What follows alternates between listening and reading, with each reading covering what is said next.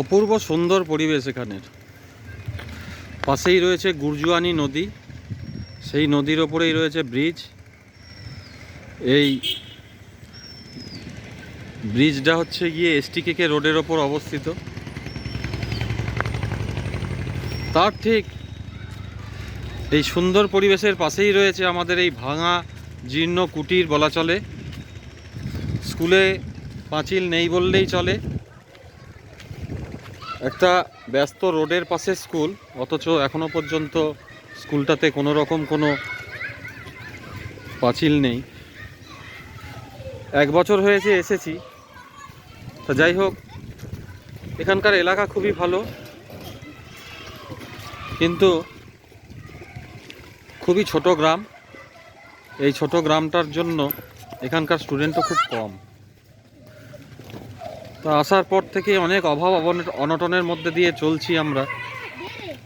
আগেও এই অভাবের জন্যই এই স্কুলের এই জীর্ণ দশা, কিছুই করা যাচ্ছে না স্কুলে। তো দেখা যাক কবে কি করা যায়। আসার পরে এই আমরা সবাই মিলে উদ্যোগ নিয়ে এই একটা মিড ডে মিলের কিচেন গার্ডেন করেছি সবাই। এখানে বিভিন্ন রকমের শাক সবজি সব হয়। দিদি কি তুলছেন? ও আচ্ছা আচ্ছা, ধনে পাতা নেই, সিম হয়েছে গাছে। তা 6 মাসের মধ্যে গাছে পেঁপেও ধরে গেছে, বেশ বড় বড় পেঁপে হয়েছে। হ্যাঁ তুলে দিন। আমরা সবাই মিলেই চেষ্টা করি যাতে এই কিচেন গার্ডেনটা ভালোভাবে থাকে। কিছু যদি এখান থেকে পাই তাহলে মিড ডে মিল চালাতে একটু সুবিধা হয়। তা স্কুলের এই জীর্ণ দশা, এখন কবে এই স্কুলটাকে আমরা একটা সুন্দর মন্দির বানাতে পারবো সেই চেষ্টাতেই আমরা থাকি সব সময়ের জন্য। তা আজ বুক ডে, সেই হিসাবে আজকে স্কুলে একটু আনন্দই রয়েছে।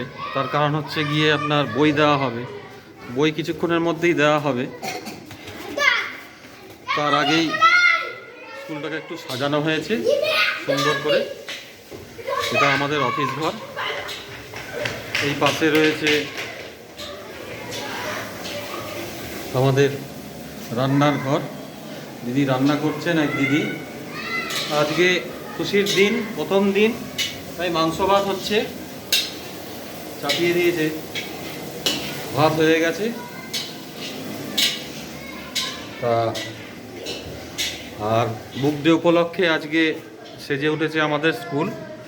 এই বই দেওয়ার ঠিক আগের মুহূর্ত, সব সাজানো গোছানো রয়েছে। কিরে, খুব আনন্দ হচ্ছে তো? বই পাবি?